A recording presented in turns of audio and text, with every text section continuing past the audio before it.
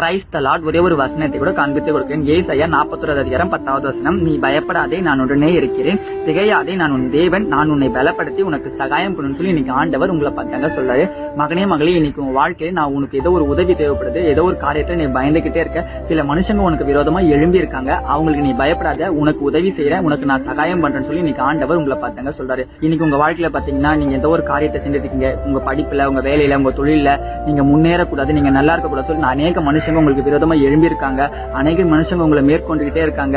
நீங்க நல்லா இருக்கவே கூடாதுன்னு ஒரு கூட்டம் எழும்பினே இருக்கு. உங்க பொண்ணுக்கு கல்யாணம் ஆகக்கூடாது, உங்க பையனுக்கு கல்யாணம் ஆகக்கூடாது, நீங்க வாழ்க்கையை நல்லாவே இருக்கக்கூடாது, கடன்காரனாவே இருக்கணும், நீ வீடு கட்டக்கூடாது, சொந்தமா நீ பைக் வாங்கக்கூடாது, நீ எப்படி நல்லா இருக்க, நீ எல்லாம் நாசமா தானே போகணும்னு சொல்லி சில மனுஷங்க உங்களுக்கு விரோதமா எழும்பி அழிக்கணும்னு பாத்துருக்கலாம். ஆனா ஆண்டு சொல்றாரு, நீ எந்த மனுஷங்களுக்கோ எந்த காரியத்துக்கும் நீ பயப்படாத, நான் உன் கூட தான் இருக்கேன், நீ அவங்களுக்கு பயப்படாமலும் கலங்காமலும் இரு மகனே மகளின்னு சொல்லி இன்னைக்கு ஆண்டவர் உங்களை பாதுகாங்க சொல்றாரு.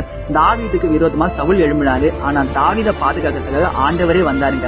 இன்னைக்கு உங்க வாழ்க்கையில பாத்தீங்கன்னா எவ்வளவு மனுஷங்க உங்களுக்கு விரோதமா எழும்பிருக்கலாம், நீங்க வாழக்கூடாதுன்னு உங்களை அழிக்கணும்ன்றதுக்கு ஒரு கூட்டம் எழும்பி இப்ப நின்றுட்டு இருக்கலாம். ஆனா ஆண்டு சொல்றாரு, நீ அவங்களுக்கு பயப்படாத, அவங்க உனக்கு விரோதமா எழும்பினாங்கன்னா அவங்களுக்கு விரோதமா நான் எழும்புற மகனே மகளே, உன்னை ரட்சிக்கிறதுக்காக, உன்னை பாதுகாக்கிறதுக்காக நான் உங்ககிட்ட தான் வந்திருக்கேன், நான் உதவி செய்றேன், நீ என்னை நம்பி என்ன விசுவாசின்னு சொல்லி இன்னைக்கு ஆண்டவர் உங்களை பார்த்தாங்க சொல்றாரு. நீங்க விசுவாசிக்கிறீங்கன்னா ஒரு ஆமைன்னு போட்டுக்கோங்க. இதே போல வாழ்க்கையில வசதி நான் ஃபாலோ பண்ணிக்கோங்க. God bless you. ஆமென்.